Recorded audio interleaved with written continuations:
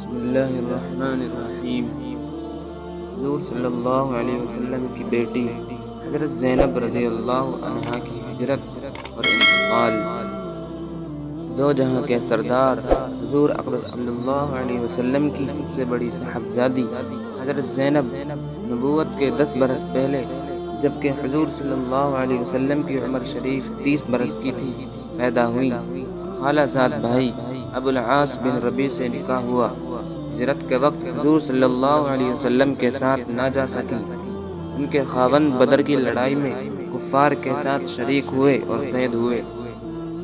اہل مکہ نے جب اپنے قیدیوں کی رہائی کے لیے فدیے ارسال کیے، حضرت زینب رضی اللہ عنہا نے بھی اپنے خاوند کی رہائی کے لیے مال بھیجا، جس میں وہ ہار بھی تھا جو حضرت خدیجہ رضی اللہ عنہا نے جہیز میں دیا تھا۔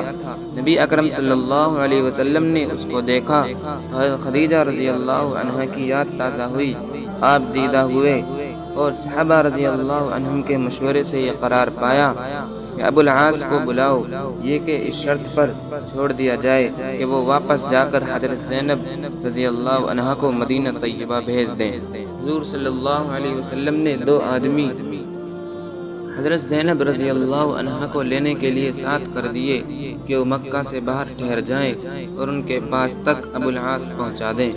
چنانچہ حضرت زینب رضی اللہ عنہا اپنے دیور کنانہ کے ساتھ اونٹ پر سوار ہو کر روانہ ہوئی۔ کفار کو جب اس کی خبر ہوئی تو آگ بگولا ہو گئی اور ایک جماعت مزاحمت کے لیے پہنچ گئی، جن میں حبار بن اسود جو حضرت خدیجہ رضی اللہ عنہا کے چچا زاد بھائی کا لڑکا تھا اور اس لحاظ سے حضرت زینب رضی اللہ عنہا کا بھائی ہوا، وہ اور اس کے ساتھ ایک اور شخص تھا۔ ان دونوں میں سے کسی نے اور اکثروں نے حبار ہی کو لکھا ہے، حضرت زینب رضی اللہ عنہا کے نیزہ مارا، جس سے وہ زخمی ہو کر اونٹ سے گری۔ چونکہ حاملہ تھی، اس وجہ سے پیٹ سے بچہ بھی ضائع ہوا۔ کنانہ نے تیروں سے مقابلہ کیا۔ ابو سفیان نے ان سے کہا، محمد صلی اللہ علیہ وسلم کی بیٹی اور اس طرح علی الاعلان چلی جائے، یہ تو گوارا نہیں، اس وقت واپس چلو، پھر چپکے سے بھیج دینا۔ کنانہ نے اس کو قبول کر لیا اور واپس آئے۔ 1 روز بعد پھر روانہ کیا۔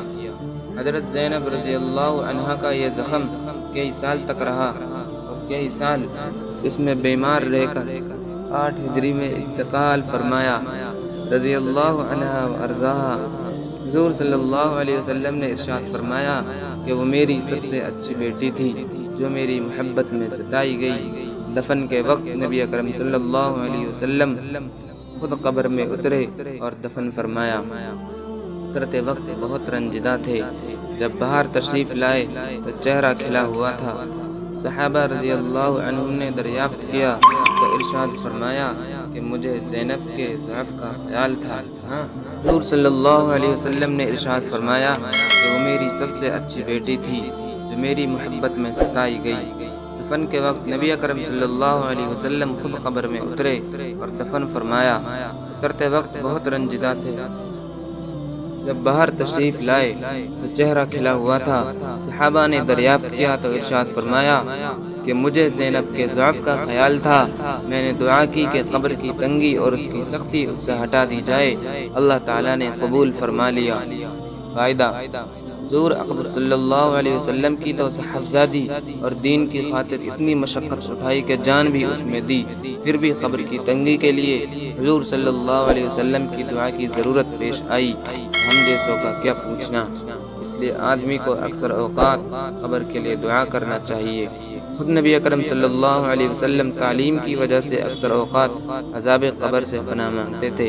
اللہم احفظنا منہ بمنک وکرمک وفضلک۔